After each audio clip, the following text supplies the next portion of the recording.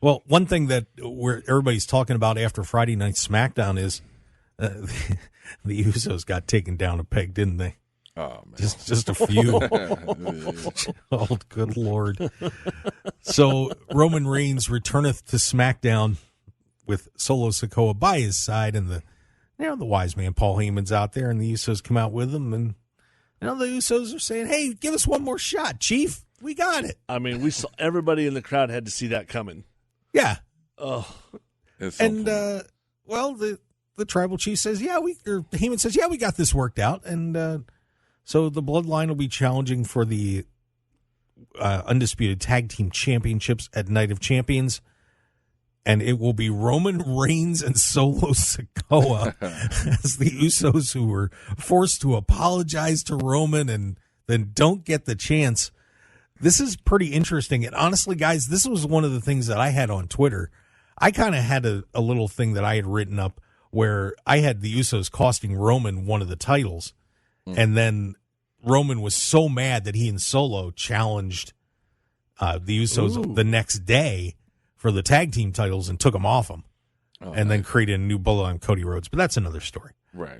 I like that. But the thought on this, guys, that the possibility that the tribal chief and Solo win the tag titles and Roman could be walking around with 3 belts.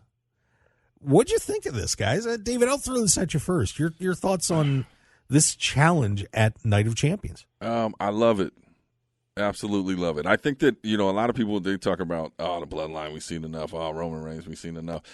It's the best thing going. And they keep adding layers and layers on top of it. So, that's the storyline right there. I think, I want to see that. This is a match I want to see. Do I want to see the Usos versus them again? Not really. But I like the way this thing is playing out, and I'm a huge fan of what's happening right now. Yeah, what'd you think, Garth?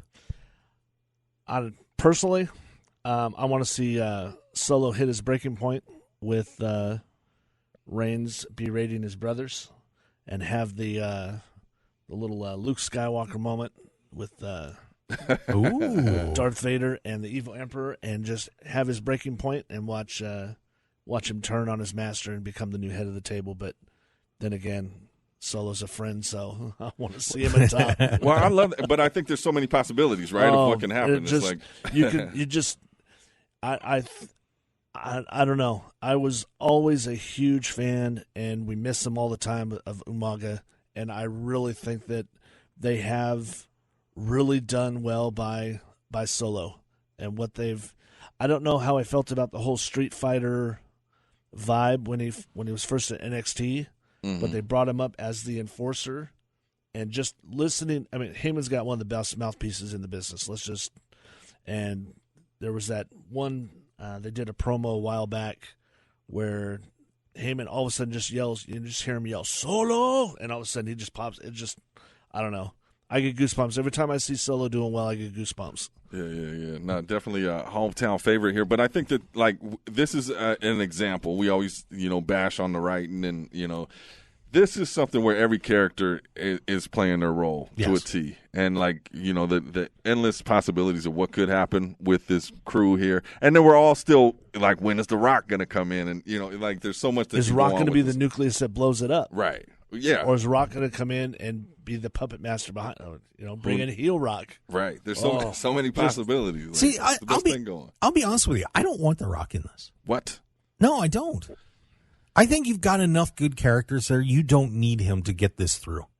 And the thing is, if a lot of people want Rock to come in and win the titles. I'm like, well, what good's that going to do? Because now you got Rock as the champ, who's a part-time guy who's never going to be able to show up because he's acting.